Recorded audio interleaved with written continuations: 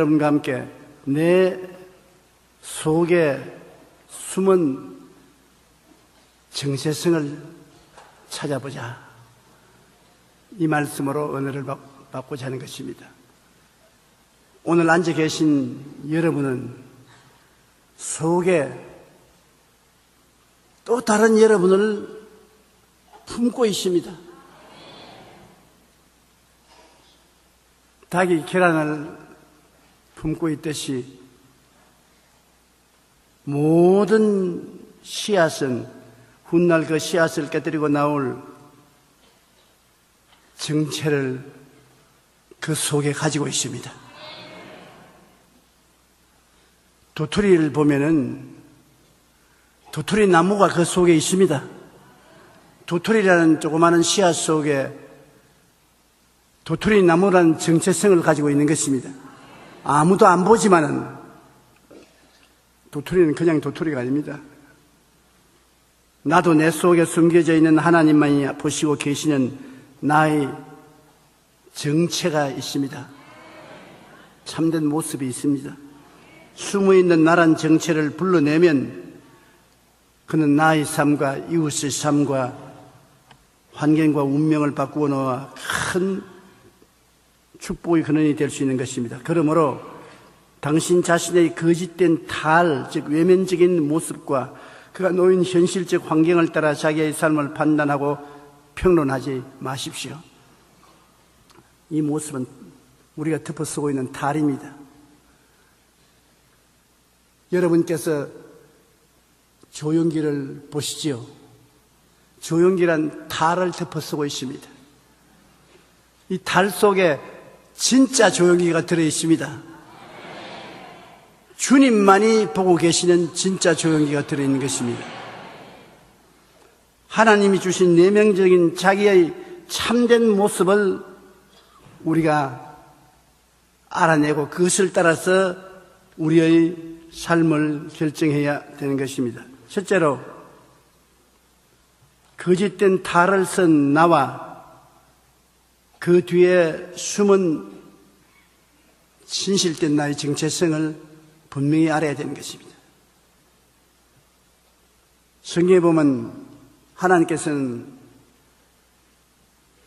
아브라함을 갈대아 우르에서 불러내어 가나안 땅으로 오게 한 것입니다. 그러나 나중에 하나님께서 아브라함을 부르셔서 너는 아브라함이 아니고 진짜 너가 누군지 내가 가르쳐 줄까? 아브라함이다. 아브라함이란 뭐냐? 많은 민족의 조상이라는 것입니다. 그는 아들이 없고 자식이 없었습니다. 창세기 17장 5절로 6절에 이제후로는 내 이름을 아브라함이라 하지 아니하고 아브라함이라 하리니 이는 내가 너를 여러 민족의 아버지가 되게 함이니라. 내가 너로 심히 번성케 하리니 내가 내게서 민족들이 나게 하며 왕들이 내게로부터 나오리라. 보통 사람은 보아서 안 보이는데 하나님은 아브라함이라는 그 사람 속에 많은 민족이 들어있는 것을 보셨습니다. 많은 임금들이 그 속에 들어있는 것을 보셨습니다. 그 아브라함이라는 탈을 벗어나면 그 속에 정체의 진실한 아브라함은 아브라함, 많은 민족의 조상이었던 것입니다. 창세기 17장 15절로 16절에 보면 또 하나님이 아브라함에게 이르시되 내 아내 사레는 이름을 사레라 하지 말고 사라라 하라. 사레는 거짓된 자기인 것입니다. 그 참된 모습은 사람이다. 내가 그에게 복을 주어 그가 내게 아들을 낳아주게 하며 내가 그에게 복을 주어 그를 여러 민족의 어머니가 되게 하리니 민족의 여러 왕이 그에게서 나리라. 그는 지금은 자식이 없는 사례지만 그 진실한 정체성은 사라다. 사라라는 말은 많은 민족의 의미, 많은 왕들의 의미란 말이다. 하나님은 사례 속에 사라가 들어있는 것을 보셨습니다. 지금 하나님이 여러분을 탁 열어서 여러분에게 보여주시면 여러분 기절초풍으로 할 것입니다. 와, 내 속에 이런 내가 들어있었구나. 문제는 자기 속에 하나님이 주신 자기의 진정한 모습을 한평생 발견하지 못하고 거짓된 자기를 덮어쓰고 살다가 죽는 사람이 너무나 많습니다. 여러분, 진실한 여러분은 현재 있는 여러분과 다를 때가 많습니다. 인간 내면에 보이지 않는 자아가 있어 얼마든지 새롭게 될 수 있는 잠재력을 무궁무진하게 가지고 있다는 것입니다. 그러므로 우리는 숨은 나와 감추인 정체성을 찾아내야 하는 것입니다. 50, 60이 되어도 참된 자기를 찾아내려고 작정하면 새로 학교에 들어가서 공부를 하고 자기를 찾아내는 사람들을 여러 번 보았습니다. 그러므로 여러분의 정체성을 찾아내야 돼요. 우리 성경에 보면은 사사기 6장 12절로 14절에 기디온이라는 사람이 있습니다. 기디온은 므낫세 지파 아비에셀 사람 요아스의 아들로 이스라엘 중에서도 가장 약한 족속이요, 자기 족속들 중에도 가장 미약한 사람이었습니다. 사람이 겁이 많아서 타작할 때 당당하게 타작을 하지 못하고 적들이 와서 공격하여 곡식을 빼앗아가고 자기를 죽일까 싶어서 포도즙을 짜는 포도즙 틀에 숨어가지고 타작을 하고 있었습니다. 겁쟁이였습니다. 그리고 기디온은 스스로 말하기를 나는 우리 족속 중에 가장 못난 족속이요, 가장 약한 사람이요, 겁쟁이다. 나는 용감하지 못하다. 그런데 갑자기 천사가 나타나서 타작하고 있는 기디온에게 큰 용사여, 하나님이 너와 함께 계시도다. 깜짝 놀라시면 누구 보고 하시는 말씀입니까? 너 보고 하는 말이다. 나는 아주 형편없는 약한 사람인데요, 그 네가 너를 보는 것이고 하나님이 너를 볼 때 큰 용사가 너희 속에 숨어있다. 자기가 큰 용사로, 큰 장군으로 이스라엘을 적군에게서 구출해낼 수 있는 사람이라는 것을 몰랐습니다. 천사의 말을 듣고 자기의 정체성을 깨달은 그는 300명 용사들을 선택해서 데리고 이스라엘을 적군의 포위에서 건져낸 위대한 용사가 된 것입니다. 사사기 6장 12절 14절에 야훼의 사자가 기드온에게 나타나 이르되 큰 용사여, 야훼께서 너와 함께 하시다다며 야훼께서 그를 향하여 이르시되 너는 가서 이 너의 힘으로 이스라엘을 미디안의 손에서 구원하라. 내가 너를 보낸 것이 아니냐 하시더라. 하나님이 큰 용사라고 말씀하지 않으셨으면 내내 자기는 약하고 보잘것없는 인간으로 판단했을 것입니다. 그랬다면 아무것도 못했지요. 성경에 보면은 이새의 막내 아들 다윗이 있었습니다. 하나님께서 사무엘을 보내서 이새의 집안에 가서 그 집 아들 중에 한 사람에게 기름을 부어서 이스라엘의 왕으로 삼으라고 말했습니다. 사무엘상 16장 11절 13절에 다윗의 아버지 이새는 사무엘 선지자에게 7명의 아들을 데리고 와서 보여주었습니다. 그런데 하나님께서 사무엘에게 말하기를 첫째 아들로부터 7째 아들까지 앞을 지나면 얘도 아니야, 얘도 형편없는 놈이야, 얘도 별 볼 일 없는 놈이야, 다 그냥 지나갔습니다. 그래서 내 아들들이 이제 다 왔느냐? 7명이 다 지나갔습니다. 하나 있기는 있는데 형편없는 놈입니다. 걔는 들에서 양을 치고 있는데 내가 보기에도 형편없는데 당신이 보기에는 어떻겠습니까? 그러니 아예 안 보는 것이 좋습니다. 그러지 말고 그를 불러라. 그래, 다윗이 초립동 목동으로서 사무엘 앞에 서니까 하나님 말하기를 얘가 바로 이스라엘의 왕이 될 사람이다. 이새 보고 말했지만 얘가 이스라엘의 왕이 될 사람이다. 잘못 봤어요. 내가 잘 알지 당신이 뭘 압니까? 내가 본 것이 아니라 하나님이 보시고 그렇게 말합니다. 하나님도 잘못 봤어요. 얘는 우리 집 자식 중에서 제일 못난 자식입니다. 하나님이 잔소리 말아라. 얘가 이스라엘을 구출할 이스라엘 왕이다. 기름 부었는데 이 다윗이 이스라엘 역사상 가장 위대한 왕이 된 것입니다. 그가 헤브론에서 7년간 왕으로 다스렸고 예루살렘에서 33년을 다스려서 이스라엘을 팔레스타인에서 가장 위대한 나라로 만든 분이 바로 다윗인 것입니다. 사람 팔자 시간 문제니까 없인 얘기면 안 돼요. 큰일 나요. 거의 바깥 형체만 보고서 판단하면 안 되는 것입니다. 신약식에 보면 시몬 베드로 봅시다. 베드로는 요한의 아들 베세다 출신으로 가버나움에서 고기잡이를 하며 살았습니다. 그의 형제 안드레의 인도로서 예수님을 만났는데 그 모든 고기잡이들이 다 베드로는 보고 저것은 술이나 먹고 도박이나 하고 고기나 몇 마리 잡아서 겨우 사는 정말 볼잘것없는 애라고 생각을 했습니다. 그리고 베드로 자신도 자기가 그런 사람으로 알았기 때문에 자기 이름을 베드로가 아니었어요. 시몬이었습니다. 시몬이라는 말은 무슨 말이냐? 갈대라는 말인 것입니다. 나의 인생은 갈대와 같은 인생이다. 나는 별 볼 일 없는 사람이다. 그런데 예수님을 만났는데 예수님이 다른 사람 다 제껴놓고 시몬 갈대야 장차 너는 베드로를 하리라 반석이라고 하리라. 예? 내가 반석이라고요? 주님 사람 잘못 보셨어요. 나는 갈대예요. 주님이 아니야 너는 반석이야.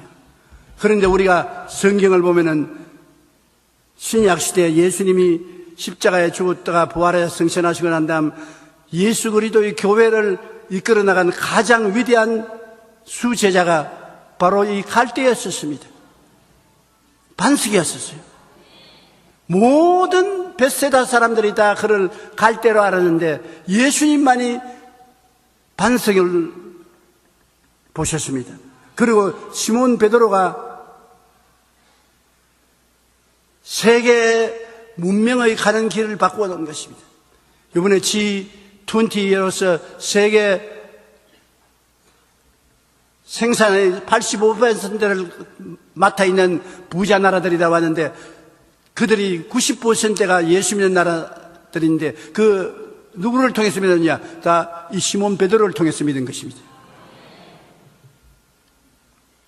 우리도 여기서 예배드리고 찬송하는 것은 예수님 돌아가시고 난 다음 초대교회를 이끄는 이 베드로의 덕분으로 여의도에다가 교회를 짓고 하나님께 감사와 찬양을 드리고 있는 것입니다.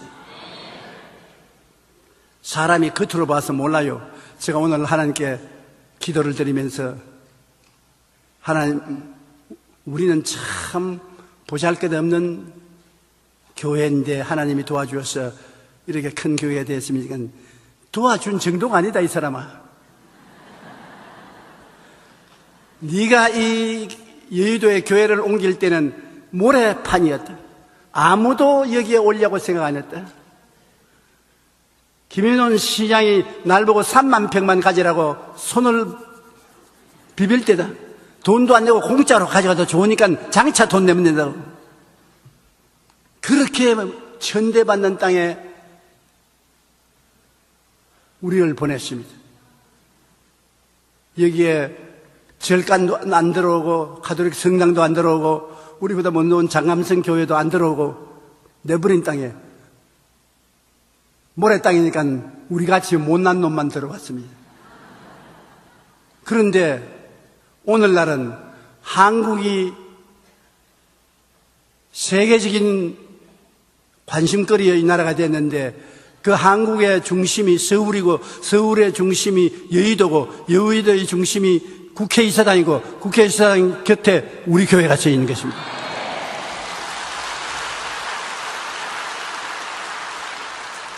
근데 기도하는데 성령께서 말하기를 그때 너는 못 봐도 나는 다 보았다.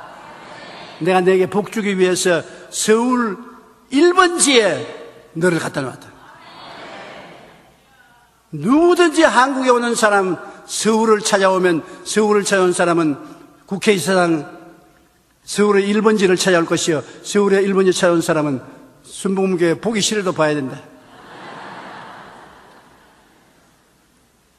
그러므로 우리가 겉만 보고 무시하면 절대로 안 돼요. 마태복음 16장 18절에 또 내가 내게 이르노니 너는 베드로라. 내가 이 반석 위에 내 교회를 세우리니 음부의 권세가 이기지 못하리라. 눈에 보이는 내 속에 눈에 안 보이는 내가 있다. 따라 말씀해 주십시오. 눈에 보이는 내 속에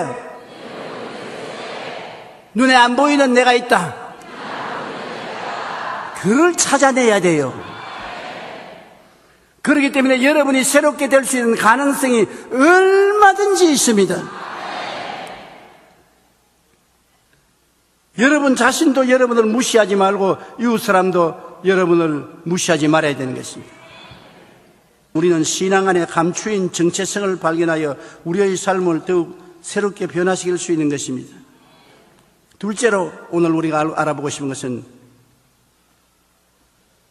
예수님 안에 하나님께서는 모든 인류가 하나님의 백성이 될 가능성을 가지고 들어있다는 것을 보시고 계셨습니다. 여러분, 하나님이 보시는 안목은 우리와 다릅니다. 아담과 하와 속에 하나님은 누구를 보았습니까? 60억 인구가 들어있는 것을 보았습니다. 우리가 보는 것은 아담과 하와 한 사람을 보지만은 하나님은 60억을 보았었어요.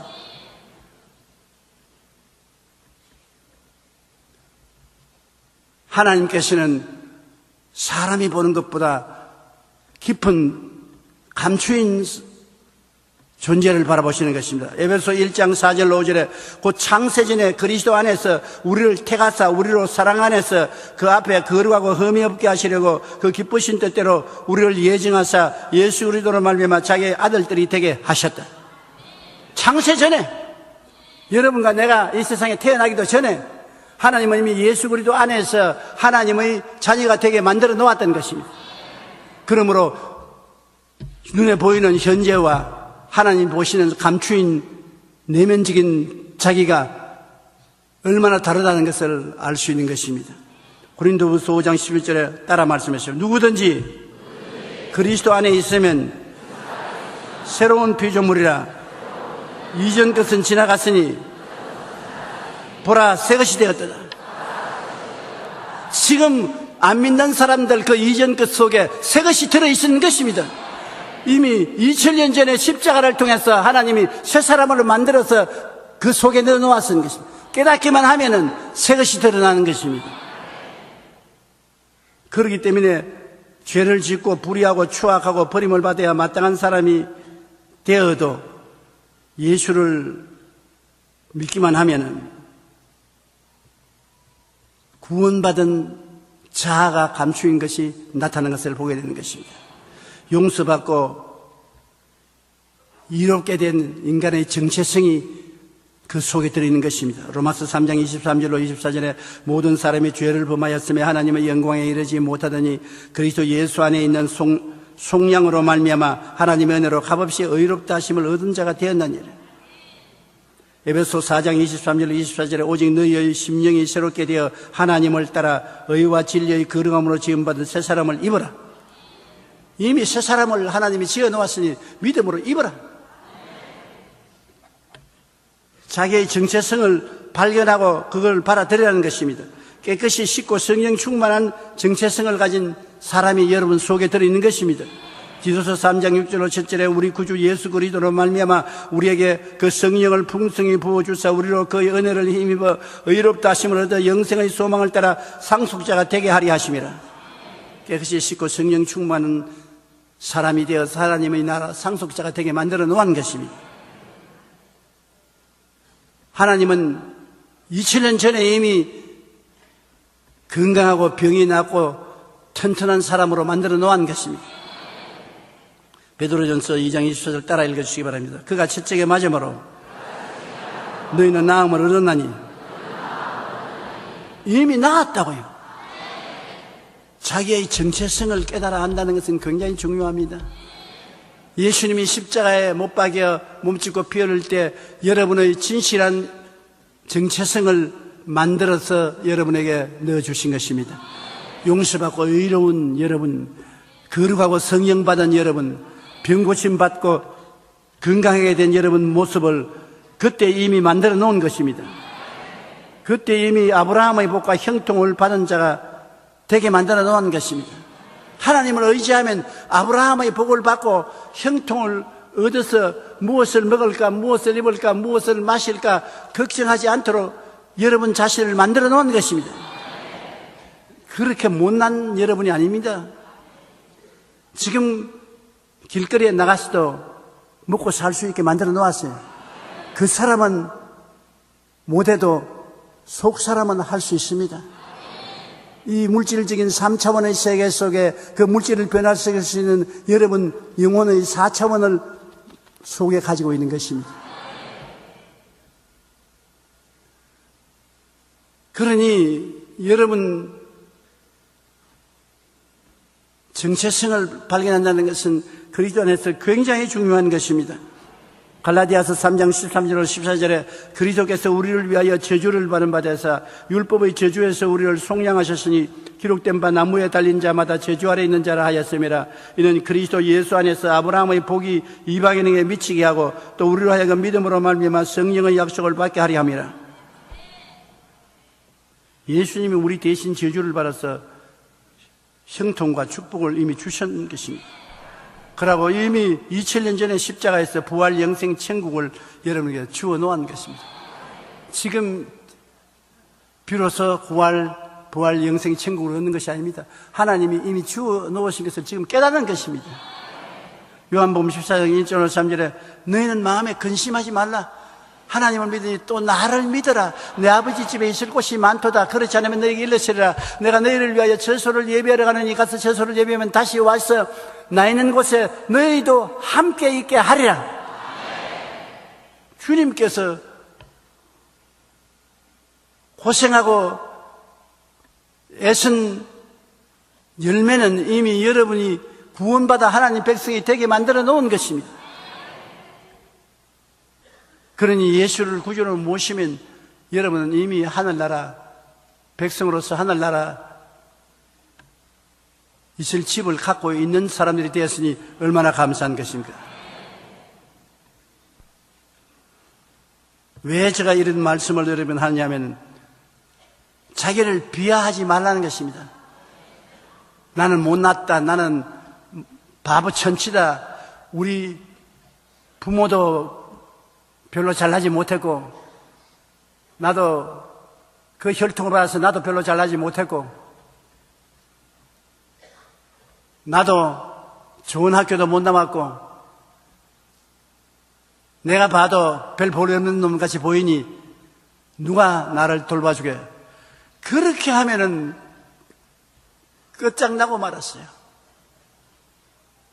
모든 사람들마다 얼굴이 다 다릅니다. 나는 늘 생각하기를 얼굴이 다 달라도 다 굉장히 잘날 수가 있습니다. 왜 그러냐? 제가 50년 동안 목회를 하면서 사람들을 보지 않아요. 목사가 목회한다는 것은 설교하면서 사람 얼굴을 보는 것입니다. 그런데 각 사람마다 얼굴 중에 한 부분은 잘난 얼굴을 가진 사람 다 가졌어요. 다른 얼굴 때는 당연히 못났는데 눈이 잘난 사람이 있고 못난 사람인데 코가 잘난 사람이 있고 다 못난데 입술이 도톰하게 잘생긴 사람이 있고 어느 곳 한 곳이 잘난 데가 있어요. 그래서 저는 마음속으로 목사 플러스 스타일리스트가 돼가지고서 내 같으면 저 사람을 눈 중심으로 치장을 해주겠다. 코 중심으로 화장을 하겠다. 이마 중심으로 화장을 하겠다. 그거 탁 튀어나게. 사람이 얼굴을 탁 볼 때 전부 다 한꺼번에 보지 않습니다. 탁 튀어나온 것부터 먼저 보는데 와, 눈이 탁 튀어나오면 와, 눈이 탁 튀어나오면 인상적이다. 턱이 탁 튀어나오면 인상적이다. 하나 잘 보이면 다 잘 보이게 돼. 그러니 우리가 자기를 비하하면 안 돼요. 다 잘났어요. 이 세상에 아무것도 못하는 사람 아무도 없어요. 뭐 하나라도 다 잘하는 것입니다. 예수님 안에서 자기의 정체성과 가능성을 깨달아 알아야 되는 것입니다.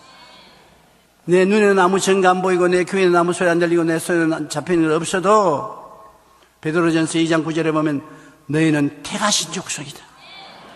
여러분 원투한다는 여러분 문제가 아니에요. 주님이 택했는데 어떻게 하라 말입니까? 하나님이 너 내 자식으로 택한다. 예수 믿고 내 품에 안겨라. 여러분이 된 것이 아니라 택함을 받았어요. 그만해도 보통이 아니잖아요. 하나님께 택함을 받는데 얼마나 훌륭합니까? 왕같은 제사장들이요. 이래 봐도 왕같은 제사장들이요.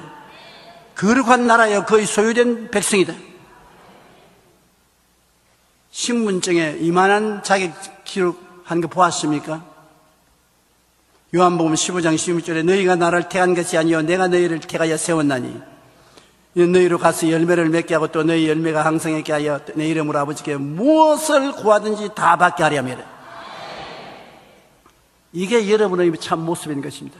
여러분이 여러분을 비하해서 자꾸 부정적인 생각을 하고 뒤로 물러가고 믿지 않기 때문에 별 볼일 없는 신앙인을 생활을 하고 있지, 하나님이 여러분을 만드신 것을 보면 여러분을 택해서 열매를 맺고 더 많이 맺고 하나님께 영광 돌리게 하도록 하나님이 만들어 놓았었어요.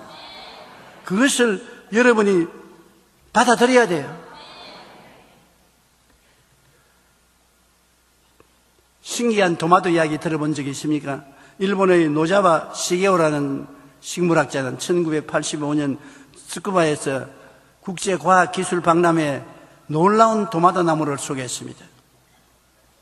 일반적으로 도마도는 한 나무에서 20개나 30개 정도 열매를 맺는 건 이 정상입니다. 도마도 나무에 20개나 30개 도마도 땄으면 되겠지, 그 이상 도마도 열리지 않은데 노자와 시게오 씨가 개발한 도마도 나무는 한 그루의 나무에서 무려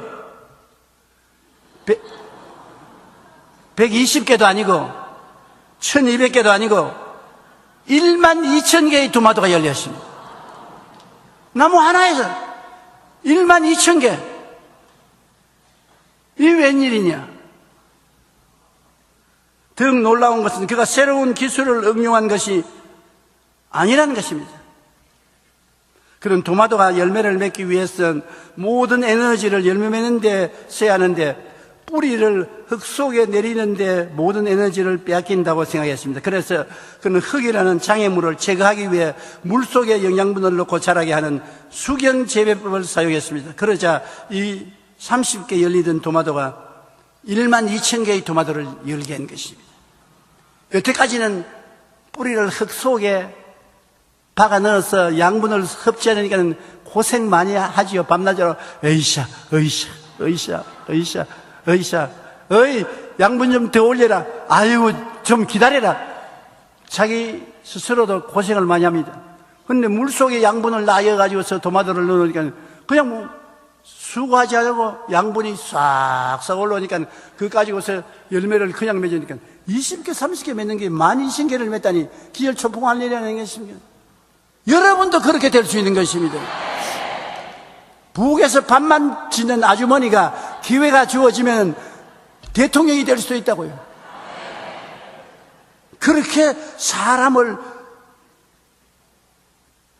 정체성을 보고 말을 해야지 얕잡으면 안 되는 것입니다.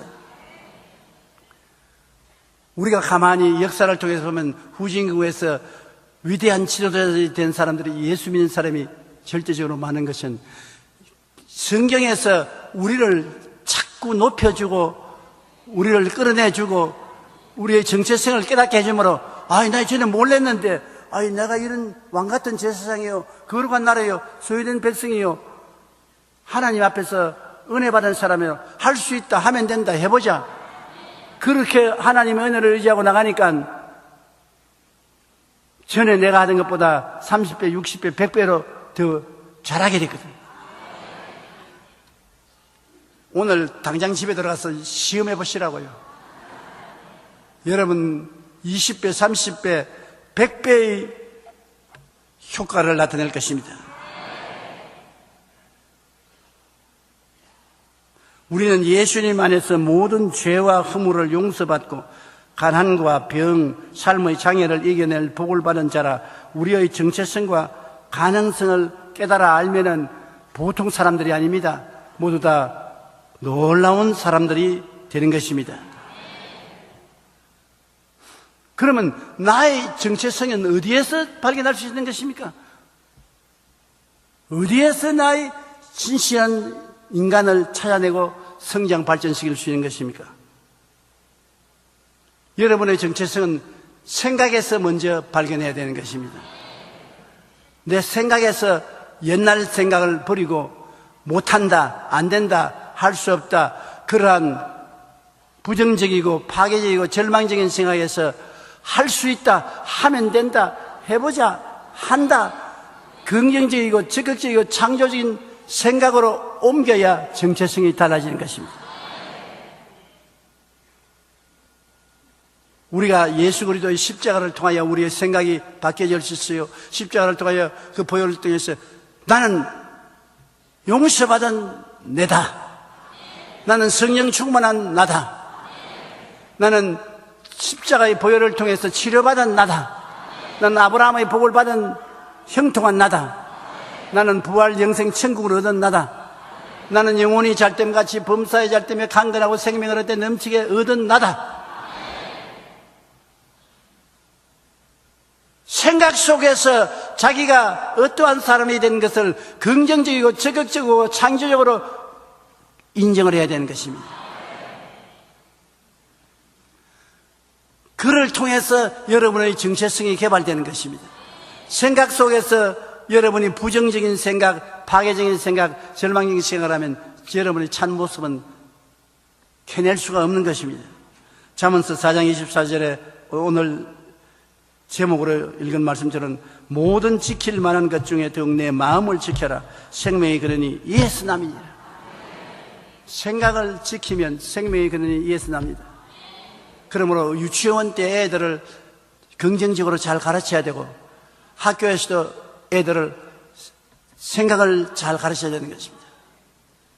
우리는 생각을 고치는 것이 참 중요합니다. 미국 시카고 로열라 대학교의 프리드 브라이언트 교수는 사람들을 세 그룹으로 나누어 심리 건강에 대한 실험을 했는데 매일 20분씩 일주일간 산책을 시켜서 첫째 그룹에는 무엇이든지 마음에 기쁨과 희망을 주는 대상을 찾아서 기록해 오느라. 숙제입니다. 똑같은 길거리를 걸어가면서 희망을 주고 기쁨을 주는 대상을 기록해 오느라. 두 번째 그룹은 낙서, 쓰레기, 찌푸린 사람들, 고통을 갖다 오는, 절망을 가져오는 상황을 기록해 오느라. 셋째 그룹은 아무거나 그냥 되는 대로 걷는다고 생각하고 그냥 걷다가 오느라고 했습니다. 그런데 일주일 후에 그들의 행복 지수를 조사해 보니까 행복하고 좋은 것을 기록해 온 사람들은 그 전보다 훨씬 행복해졌어요. 그냥 지나가면서 다른 사람 좋아하는 거 보았는데 같이 좋아하게 되어서 훨씬 행복하게 되고, 두 번째 그룹은 불행한 것을 보고 잘못된 것을 본 사람은 엄청나게 불행하게 되어버리고, 세 번째 그룹 그저 그렇다는 반응을 보는 사람은 아무것도 이판저판 무판이 되고 말이에요. 우리가 세상을 바라보는 시각과 그에 따른 생각은 이처럼 우리 삶을 한없는 기쁨이나 절망으로 바꾸어주는 것입니다. 우리가 생각을 긍정적이고 적극적이며 희망찬 생각으로 바꾸어 놓으면 그대로 우리 생애가 행복해지는 것입니다. 그러나 우리가 부정적이고 파괴적이고 절망적인 생각으로 해서 정체성을 나쁘게 길러놓으면 우리의 삶이 아주 불행해지고 안 좋아지는 것입니다.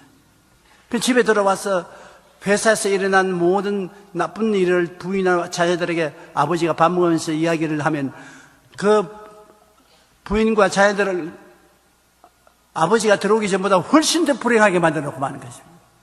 그러나 아버지가 회사에서 들어와서 부인과 자녀들에게 기분 좋고 희망차고 즐겁고 아름다운 일에 대한 이야기를 해줍니다. 그러면 애들이 부인과 함께 훨씬 행복해지는 것입니다. 아무 이야기도 안 하면 아무것도 안 되고. 그러니 우리가 가족들과 서로 대화할 때 될 수만 있으면 희망을 주고 기쁨을 주고 소망을 주는 이야기를 하는 것이 좋습니다.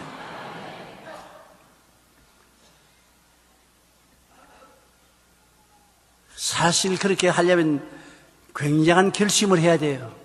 보통 결심 안 하고는 안 되는 것입니다.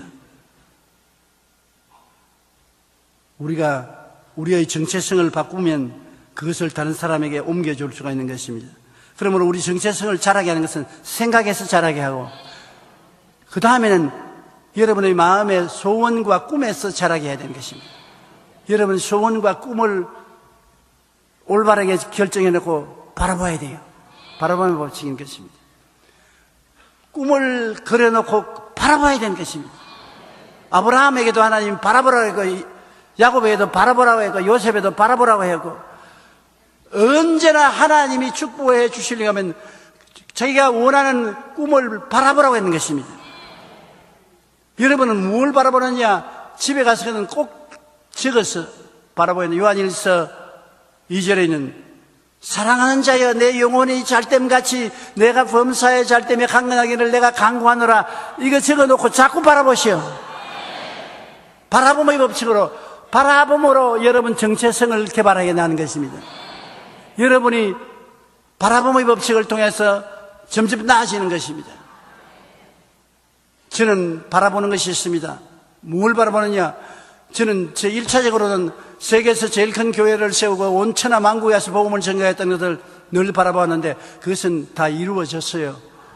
이제는 그 생활은 이영훈 목사에게 넘겨줬습니다.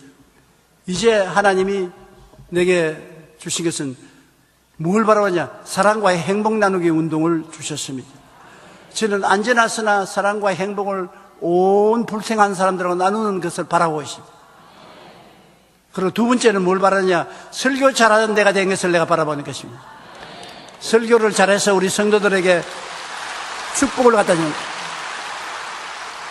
바라봐야 돼요.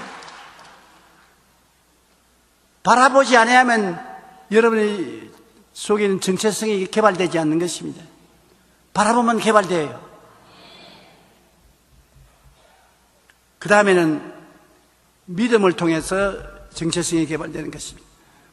빌립보 4장 13절에 내게 능력을 주신 자 안에서 내가 모든 것을 할 수 있다고 믿어야 돼요. 할 수 있다 하면 된다 해보자. 나는 할 수 있습니다. 삶 가운데 내일을 위한 최고의 선물은 꿈의 씨앗을 심는 데 있는 것입니다. 여운 씨가 적은 최고의 선물이라는 책에서 그가 이렇게 말했습니다. 그는 힘들고 치열해지는 세상에서 살아남기 위해서는 복잡하고 어려운 전략을 세우는 것이 필요한 것이 아니라 신락 같을지라도 꿈 하나를 가슴 속에 심어두는 것이라고 말하는 것입니다. 꿈 하나, 신락 같은 꿈을 하나 심어놓는 것. 지금 당장은 힘들고 어려워서 눈에는 보이는 것이 없고 손에는 잡히는 것이 없고 내 앞길이 시럴같이 깜깜할지라도 꿈의 씨앗이 마음속에 있을 때 우리 심장은 그를 통해서 나중에 벌벌 뛰어 살아 일어나게 되는 것입니다.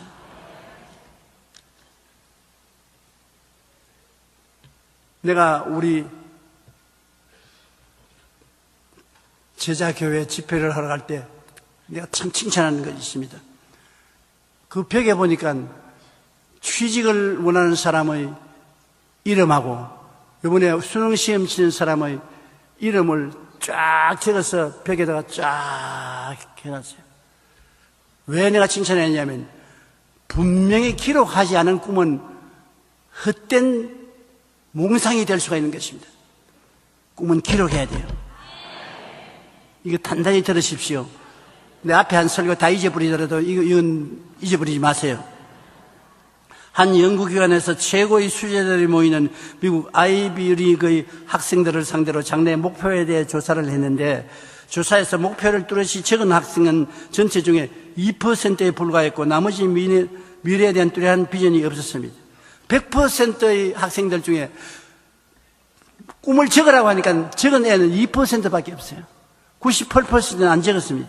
10년 뒤 이들을 다시 조사했더니 목표를 적었던 2%의 학생들의 수입이 전체 98%의 학생들보다 많았습니다.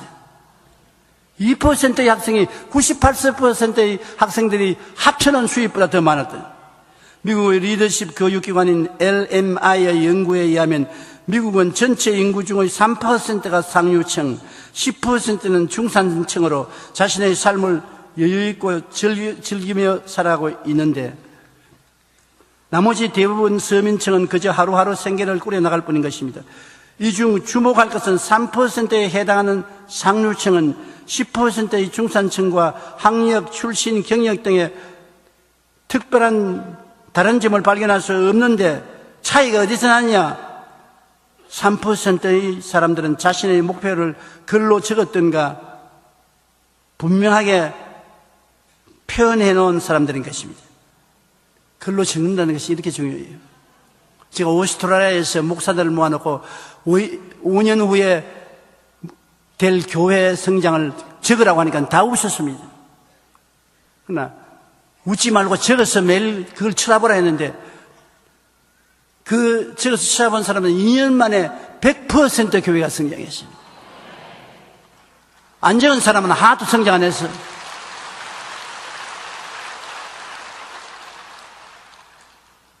제가 여러분 우리 여의도 순복음교회 지을 때 그때가 IMF는 뒤나가라 할 듯이 괴롭고 고통스러울 때입니다. 그때 제가 뭘 적은지 압니까? 우리 성도들에게 민족재단, 우리 교회를 민족재단 이코르 1만재단. 왜냐하면 1만재단을 적으려고 너무 미안해가지고서 그때 10,000명 들어가는 교회를 지는 교회가 없어요. 그 어려울 때 사람들이 나보고 욕할까 싶어서 민족재단을 짓자. 민족재단이니까 1만재단. 그를 저희 사무실도 적고 우리 교인들을 주보에도 적고 온데 다 적어서 바라봤는데 그대로 이루어졌지 않습니까? 안 적었으면 안 이루어졌어요. 3%에 해당하는 상류층의 사람들은 인생의 목표를 구체적으로 세워 그것을 글로 적어 바라보며 꿈을 키워나가는 것입니다. 오늘 집에 돌아가거든 적으시오. 적지 않고 막연하게 있는 것은 몽상에 불과한 것입니다. 우리의 분명한 정체성의 가능성은 꿈과 목표를 구체적으로 적고 그것을 바라볼 때 더 크게 자라고 확실하게 이루어지는 것입니다. 적는다는 것이 그렇게 중요한 것입니다. 강의를 노트북에 적는 것이 그렇게 중요한 것입니다. 내가 여기 강단에서 가만히 보면 내 설교를, 의줄지 않은 설교를 받아 적는 사람이 있어요. 열심히 받아 적고 있어요. 내가 속으로 세월이 지나가면 너도 나처럼 될 것이다.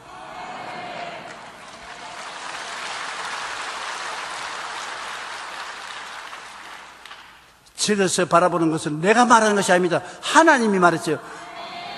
야곱의 아들들 중에 요셉은 제일 막내에서 두 번째 아들인데 다른 애들은 꿈을 안 보았는데 요셉은 꿈을 보았어요. 꿈에 곡식단이 일어나서 자기 위해서 절하는 것, 그것을 보고 그것을 입으로 말하고 해와 달과 별들이 자기를 보고 절하는 것을 보고 입으로 말하고 꿈을 분명히 보았습니다. 나중에 그가 국무총리가 되었습니다. 본대로 된 것이요. 그 다음 여러분 정체성을 끄집어내는 것은 마지막에 말에서 끄집어내는 것입니다. 로마서 10장 10절에 사람이 마음으로 믿어 이르고 입으로 시인하여 구원에 이르나니라. 마음에 생각하고 꿈꾸고 믿은 것을 입으로 말하면 그것이 말이 구원을 가져오는 것입니다. 말이 결론적인 도장을 찍는 것입니다. 잠언서 4장 24절에 구부러진 말을 내 입에서 버리며 삐뚤어진 말을 내 입술에서 멀리하라. 구부러지고 삐뚤어진 말을 하지 말라는 것입니다. 심리학자인 세드 햄스테드는 셀프 토킹이라는 책에서 인간의 생각에 대한 통계를 마련했는데 사람들은 하루에 깊이 자는 시간을 빼고 20시간 동안에 5만 내지 6만 가지 생각을 한다고 하는 것입니다. 우리 한국 사람이 맞았어요. 우리 심리학자가 아니라 5만 가지 말을 다 한다고. 하루 종일 5만 가지 생각을 다 한다고.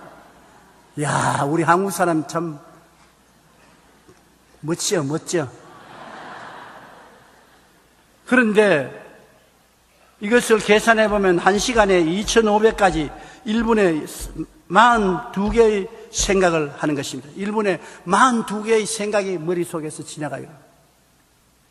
그런데 문제는 이들 생각의 85%가 부정적이라는 것입니다. 5만 가지 생각의 85%가 부정적입니다. 게다가 사람들이 듣는 말도 75% 이상이 부정적인 말입니다.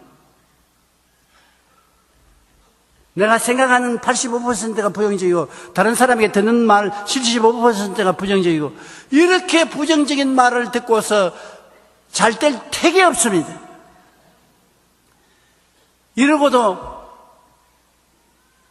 선진국 20개국에 들어간 것이 희한한 일이에요. 그러므로 우리의 의식을 그대로 놔두면 부정적으로 되고 남을 비난하면서 인생을 마감하게 되는 것입니다. 우리가 우리 자신을 알고 회개하고 우리 자신을 변화시키도록 매니지 않으면 끝장나는 것입니다.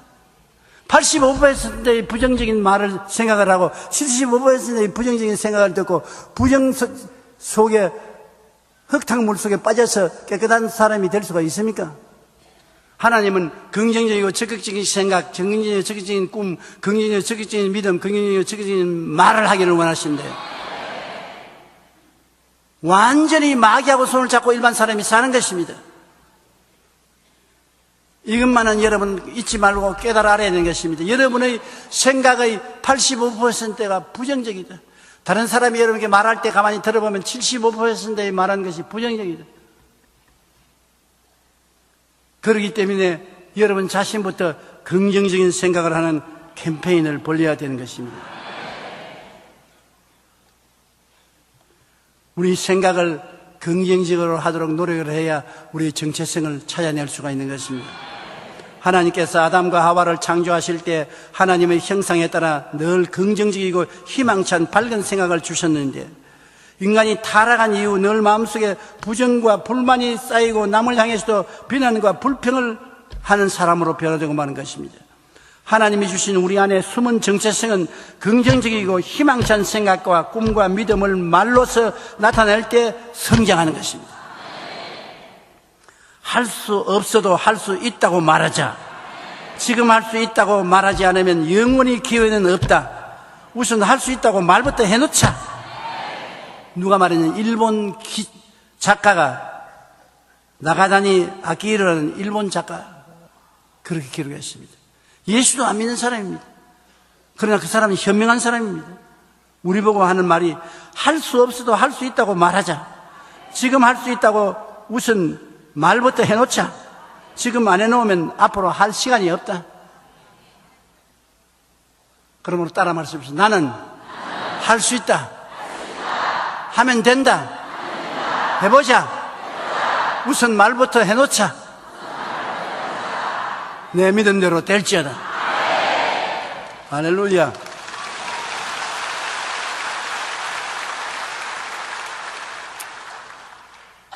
여러분 속에 감추어진 정체성을,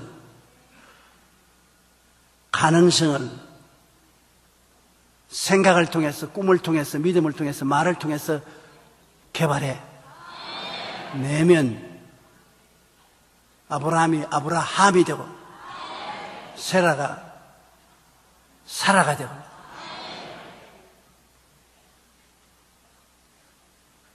하나님께서 여러분의 인생을 새롭게 만들어 놓는 것입니다. 여러분 속에 감추인 위대한 인물이 들어있습니다. 비하하지 마십시오. 늦지 않았습니다. 여러분의 위대한 인생을 개발해 내십시오. 하나님께서 우리 예수 믿는 사람에게 주신 이 은총과 사랑을 생각할 때 너무나 감사하게 안 할 수 없는 것입니다.